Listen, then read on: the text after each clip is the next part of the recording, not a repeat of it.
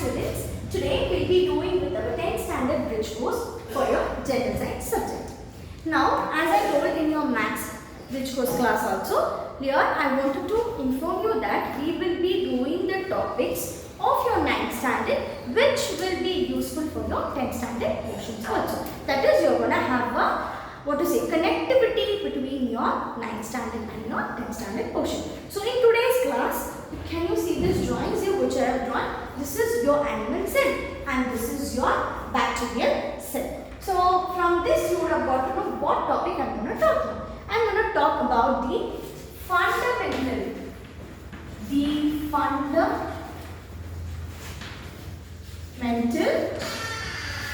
unit of life. Now, what is exactly the fundamental unit of life?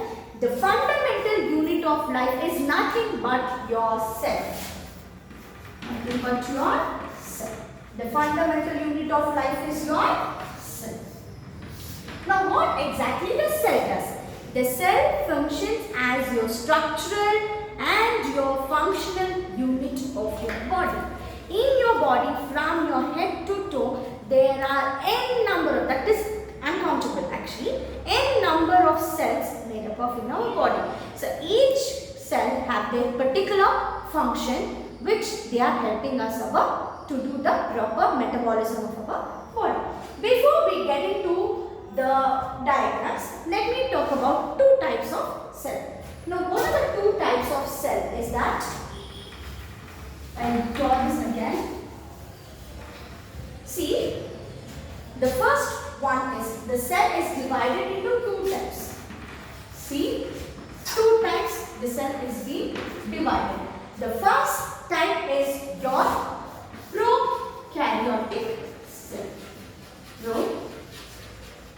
Prokaryotic cell. And the second one is said to be your eukaryotic cell. So now, what is the most important difference between your prokaryotic cell and eukaryotic cell is that they are unicellular. They are what? Prokaryotic are what? Unicellular. And what about eukaryotes? Eukaryotic are multicellular. They are multicellular. See, once again I will repeat it, children. Cell is being divided. That is major difference. They are divided into two parts. The first part is your prokaryotic cell. The second part is your eukaryotic cell. Now what, how, in which basis? When you're dividing something, you should have some concept. No, they belong to this group. They belong to that group. So based on that, prokaryotic, it is unicellular. Uni means one cell. Yes, singular. It is one cell. Here, eukaryotic, multicellular means n number. We don't know what is it. So there are n number of cells. So this is the major part. Now basically, which organism belong to prokaryotic? Mostly your microorganism. Mostly your microorganism belong to your prokaryotic cell. And which organism belong to eukaryotic cell? Humans, animals and plants. What all belongs? Humans, animals and plants. So these all belongs to eukaryotic and microorganism belongs to prokaryotic cells. So this is the major difference, children. Why it is necessary that you people have to learn this? Because this part, that is your fundamental unit of life, will be included even in your 10th standard portion. Okay, in 10th standard portion, they will not as directly as cell functional. The part of your cell will be included in your portions. Got it, children? So cell, that is your prokaryotic cell and eukaryotic cell. Now, as I said, prokaryotic cell is unicellular and eukaryotic cell is multicellular. We have to learn about the basic differences between them. So that basic differences only we are going to learn now. Now, what is that basic difference which I am going to learn is, I will be drawing a prokaryotic cell, that is a bacterial cell, and I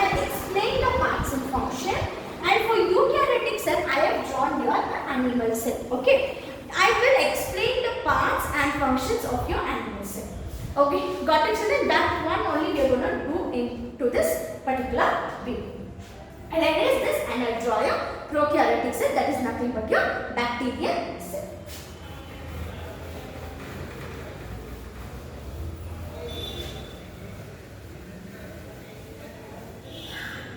See,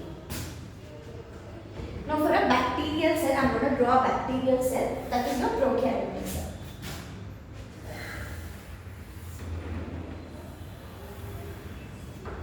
Okay, so in bacteria there are different types, different forms, but for you people it is a basic structure which I am teaching. In your further classes, that is after your 10th standard, if you are going to take up your science subject, you will get into the deeper subjects of your shape, size, in which class they belong to, what are the functions. For time being, we learn only the basic structure of a prokaryotic cell, that is a bacterial cell. So they are ovalate shape, they have a tail, okay, in between they have your genetic material. Okay, I am going to teach you basic structure. So now this first one is your cell membrane. Okay, first one is what? Your cell membrane.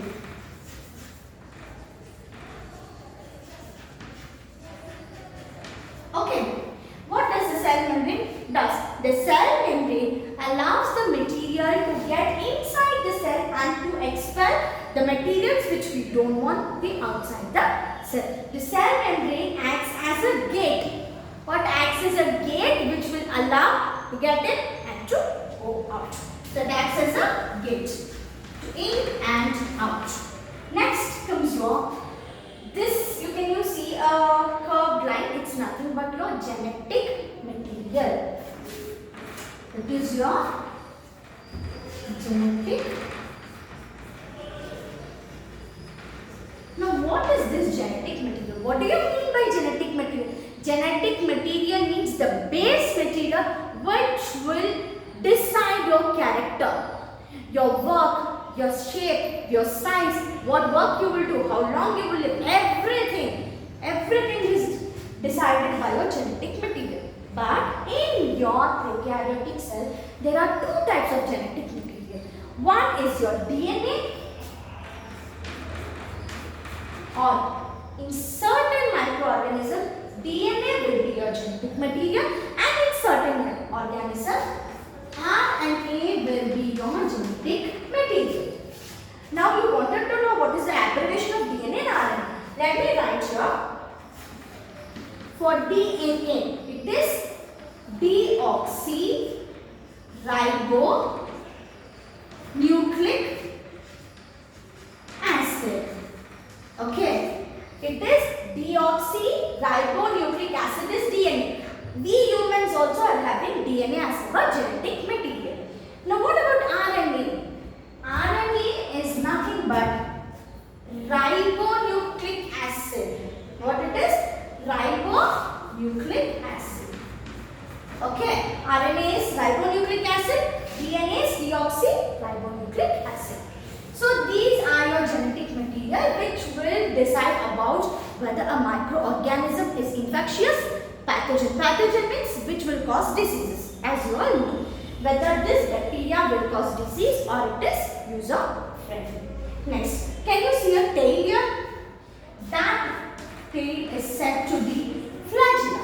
Okay, for this particular diagram, the tail is known as flagella. There are certain cilia or there, so many things are there. Pseudopodia means these words, whatever I am telling, are the different locomotive structure. Locomotive means for humans, as we have legs and hands to move, no? Same way, bacteria is having flagella to move from one place to another.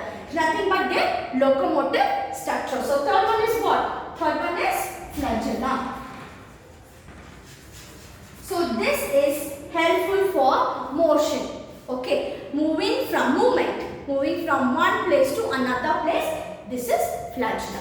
So whatever I have drawn here is just the basic structure of your prokaryotic cell. If you see here, they have only one cell. This entire cell itself is a bacteria. They are having only one cell. But in case of humans, I have drawn a cell here right like this. We have n number of cells in our body. There are so many cells in our body like this. But for bacteria, only this cell. You understanding what is the difference between your prokaryotic and your eukaryotic cell? Now let me clearly explain you what is your animal cell, that is your eukaryotic cell.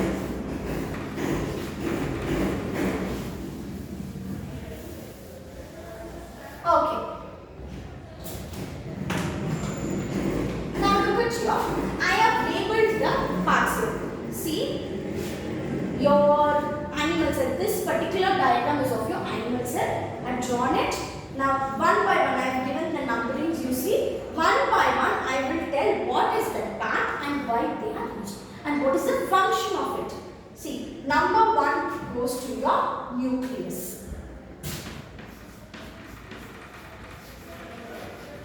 Okay, number one goes to your nucleus. What exactly the nucleus does? The nucleus contains genetic material. What they have? They contains genetic material. Okay, they contain genetic material. Can you see number 2 here? This part, this circle part. This number 2 is your nucleolus. It's your nucleolus.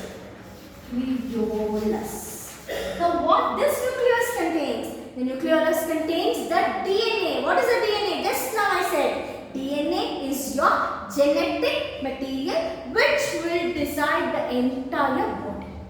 Your hands, your legs, your color, your character, your smile, your eye color, the way you speak, the voice, the shape of your hair, your height, your weight, everything is decided by your genetic material.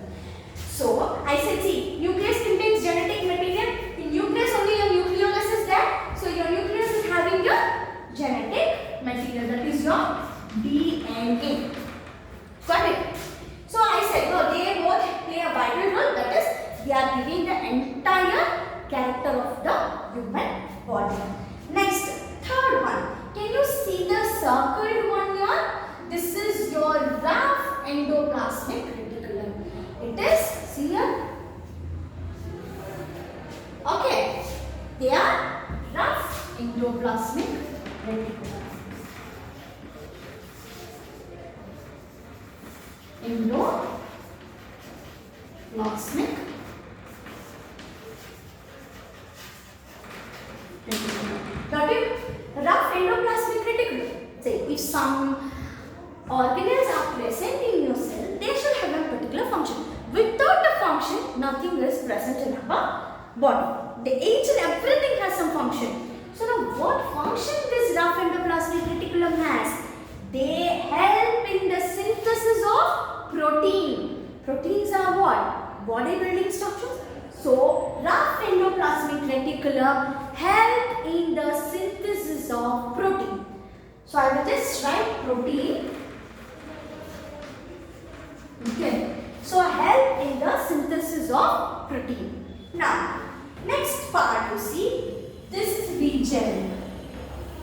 Can you see this region? It is smooth endoplasmic reticulum. Okay, let me clear one thing. These circles are there, right? These circles are nothing but ribosome attached to your endoplasm. I'll tell you what is ribosome also. First, let me finish off this and then I will go ribosome part. Huh? This smooth endoplasmic reticulum. I'll tell you what is the function of it. Smooth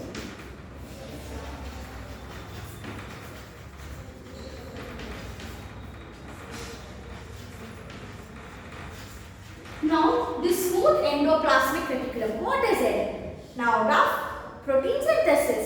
Smooth is lipid, fat synthesis, lipid synthesis. They help in the lipid synthesis. Got it? And now, fourth we have done. Fifth one. This fifth one is also an important organelle of our cell. Fifth one is said to be lysosomes. Fifth one is what? Lysosomes. Lysosomes. What they does? They are nothing but suicide bags of the cell. Suicide bags means when all the types of processing are taking place in our cell body, that is your protein synthesis, your lipid synthesis, you will have some waste material. The waste materials are getting digested by your lysosomes. So what is your lysosome? Basically, lysosomes are your suicide bags of the cell. Lysosomes are suicide bags. Okay, 5 we have finished. We'll go to the 6th one. What is the 6th one? Actually, 6th one is the important organelle of our animal cell. 6th one is playing a vital role in our body. Okay. So 6th one is what? 6th one is mitochondria. 6th one is what? Mitochondria. Now what is mitochondria does? Okay, see, people without energy are said to be very low. We need energy. From where we will get energy? From mitochondria. Mitochondria is an organelle which give energy to the entire body. How will they give energy? In mitochondria, there is one process called electron chain. Okay, what is that electron chain? That is actually a huge process, but for you people that is not necessary. Just remember electron chain, electron transport chain. Now in that what will happen? You will be getting produced of ATP. ATP is adenosine triphosphate. You just remember as ATP. ATP is nothing but the energy giving molecule. ATP is what? Energy giving molecule. Where it is synthesized? It is synthesized in your mitochondria. That is the reason we call mitochondria as the powerhouse of the cell. What do we call? We call as powerhouse of the cell. So mitochondria is said to be powerhouse. Okay, it's said to be powerhouse, like power bank children. Whenever you need your battery to be recharged, so what do? You connect it with your charger or your power bank. Same way, whenever we need energy, our mitochondria will supply the sufficient required energy with you. Next, 6 is done. What is the 7th one? Can you see a small round here? That round is only present on your left endoplasmic reticulum.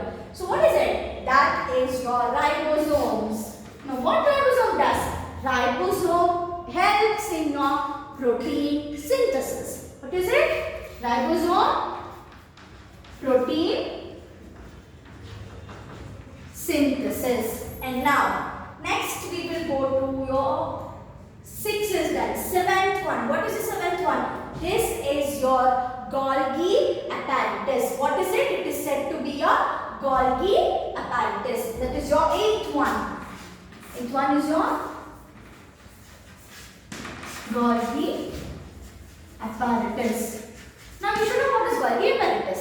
See, I said you are producing your protein, you are producing your lipid, you are producing your energy. This has to be transferred, right? You need a vehicle to move. You need something. So you have got it. So okay, you ordered something in your Amazon. Okay. Supposed to say some dress. The dress has to be traveled, shipped, and then it has to be delivered. That job Golgi apparatus does. Okay. It will help in the supply of your materials. That is your proteins, your lipids, your energy thing. Everything will be transported through your Golgi apparatus. And then last comes your plasma membrane. Last but not what to say, last but not the least. That is your plasma membrane. The 9th one. Sorry, correct. No, 8th one. So 7, 8, 9, 1. Oh, I've repeated, sorry children. This is 8 and this is 9. Okay. The 9th one is your cell membrane. A last cell plasma membrane. Okay. The cell membrane plays a very important role, children. Okay. Now let me tell you a basic example. Now in your home, will you allow a person, unknown person getting inside your home? Correct? Whenever you need to go out, you go out and you come back in. But you will allow an unwanted or unknown person at your home. That is not possible. What is it? What you will do? You will just close your doors and keep. Whenever you need, you open the door, go out. Whenever you want to come back, you open the door, come in and close it. But you will not allow your unwanted person. The same work your plasma membrane does. What it will do? It is semi-permeable. Semi-permeable means it will allow the substance which we require. We never allow the substance which we don't want. If you don't want something, will you allow inside? No. We always stop it. The same work your cell membrane does. It will allow only the substance which you require and which you want to go out. So that work your cell membrane does, and it also helps in the protectivity of our cell organelles. Have you got this, children? So these are your major and important parts. There are many more things. If you browse the cell structure, no, your animal structure, there are many more organelles present. Microtubules, peroxisomes, there are so many things are there. But those parts are not that important for this particular time. That is important when you go for your higher studies. For time being, you have to know about this parts and their function. I hope all of you understood whatever I have explained till here. So thank you, children. In my next video, I will be posting which is more important to us.